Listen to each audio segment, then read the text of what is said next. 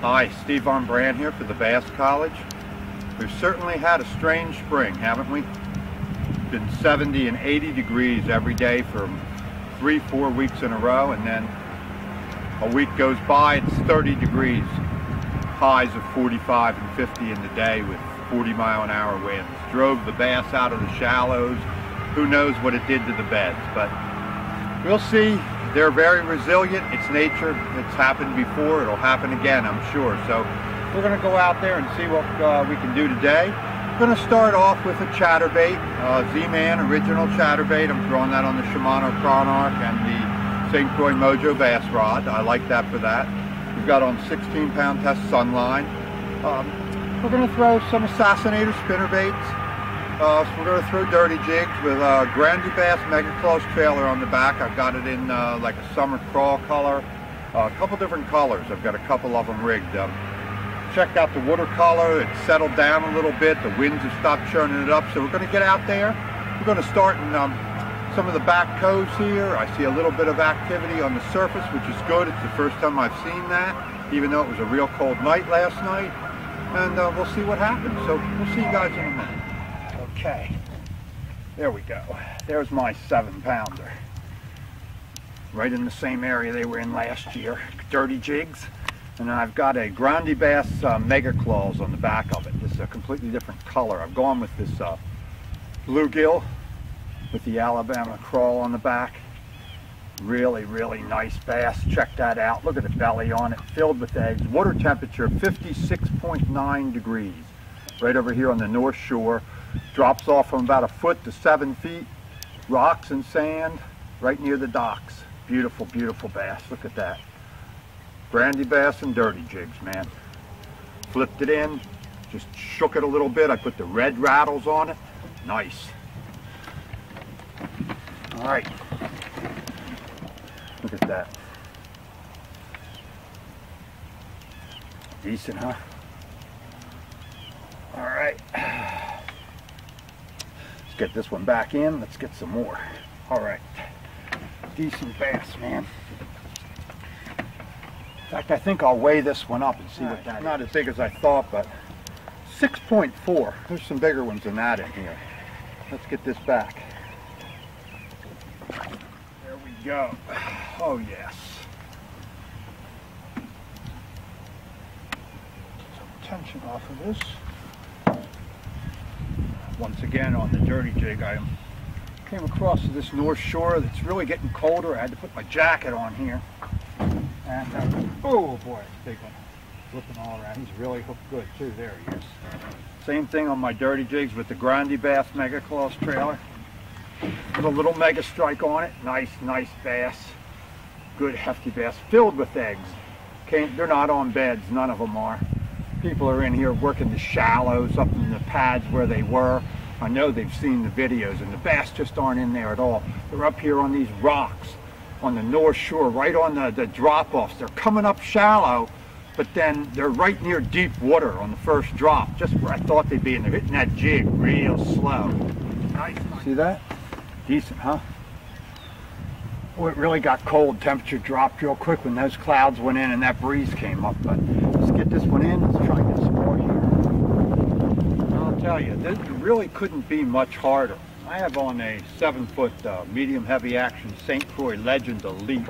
It's a $400 rod. I've got on 65-pound test Sunline FX2 braid, and I couldn't even feel either of those fish that you saw me catch. And you don't see it on camera. I had the camera off. I threw back in not even another 10 feet down after the last one. Hooked another one that was a good 4.5 pounds. Had it right next to the boat. Couldn't control the trolling motor. I reached for it to turn it on, let that tension off just for a second. He got off, even though, you know, it was hooked pretty good. So it just shows you. I mean, you've got to really apply pressure to them the whole time, but I couldn't feel any of those fish at all. You had to actually watch that line. You threw it in, it sunk, hopped it a couple times, shook it, and as it started to fall, the line was just gone. Yeah, if you weren't a line watcher, you wouldn't have caught any of those fish that I just caught at all. You wouldn't even have known they were on. They'd have run. You'd have said, wow, what's this? And you'd have probably lost them. Maybe hooked them, maybe not. But the point was, with a rod even this sensitive and with braid on, you could not feel a thing. And I had my hand right up on the exposed blank, up on the end. Could not feel it strike. You had to be a line watcher or you couldn't have caught those fish. They're up on this shelf. It's only about 1 foot and then 2 feet and then 3 feet, but it drops right off to 7. They're up on this shelf on the north shore. They're getting ready to make beds. They're not on beds, but these fish are moving in. They're all loaded with eggs. There we go. Another one came off the corner of the seawall on the rocks. Same thing, dirty jig, Grundy bass, mega claws, trailer. I had 2 others hooked back in the other back cove. I don't know what happened. They were on, set to hook. You could feel the weight, 4 or 5 pounds. Fought for a minute, got off. It's not the jig, that's for sure, but there's another buck bass there. It's really cold. Going back into the pads at the very back of a spawning cove. Check it out. I've been throwing a swim jig, rattle trap, crankbait. I picked up my Assassinator spinnerbait in black, copper and nickel blades. Picking up buck bass. Caught 4 or 5 of them like this. Just pound, 3/4 of a pound back here today. So, okay, that's a little better. Man, hooked him right in the top of the mouth. Boy, that fat, filled with eggs. Dirty jig, same thing. I've thrown every bait today. I've thrown rattle traps, a couple different colors. I've thrown a couple different chatterbaits. I've thrown a couple different crankbaits. 2 different spinnerbaits. Caught a couple of the buck bass that you saw on the spinnerbait.